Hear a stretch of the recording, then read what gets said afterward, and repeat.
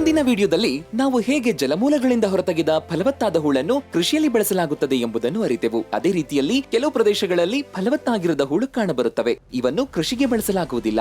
ಇದರ ಉಪಯೋಗವನ್ನು ಹೇಳುವುದಾದರೆ ಮುಖ್ಯವಾಗಿ ಈ ಹೂಳನ್ನು ಜಲಮೂಲಗಳ ಸುತ್ತ ಏರಿಯನ್ನು ಕಟ್ಟಿ ಕೃಷಿ ಹೊಂಡಗಳನ್ನು ಬಲಪಡಿಸಲು, ಕಚ್ಚಾ ರಸ್ತೆಗಳನ್ನು ನಿರ್ಮಾಣ ಮಾಡಲು, ಅಂಗನವಾಡಿಗಳ ನೆಲವನ್ನು ಮಟ್ಟ ಮಾಡಲು ಮತ್ತಿತರೆ ರಸ್ತೆ ಮಟ್ಟ ಮಾಡುವ ಯೋಜನೆಗಳಲ್ಲಿ ಬಳಸುತ್ತಾರೆ. ಈ ರೀತಿಯಲ್ಲಿ ಜಲಮೂಲಗಳ ಪುನರುಜ್ಜೀವನ ಯೋಜನೆಗಳಲ್ಲಿ ಹೊರತೆಗೆಯಲಾಗುವ ಫಲವತ್ತಾಗಿರದ ಹೂಳನ್ನು ಬಳಸಬಹುದಾಗಿದೆ. ಇವನ್ನು ಜಲಮೂಲಗಳ ಸಂಗ್ರಹ ಸಾಮರ್ಥ್ಯವನ್ನು ಹೆಚ್ಚಿಸಲು ಸಮುದಾಯಗಳು ಹಾಗೂ ಪಂಚಾಯಿತಿಗಳು ಈ ಹೂಳನ್ನು ಮೂಲಭೂತ ಸೌಕರ್ಯ ನಿರ್ಮಾಣ ಚಟುವಟಿಕೆಗಳಲ್ಲಿ ಬಳಸಬಹುದಾಗಿದೆ.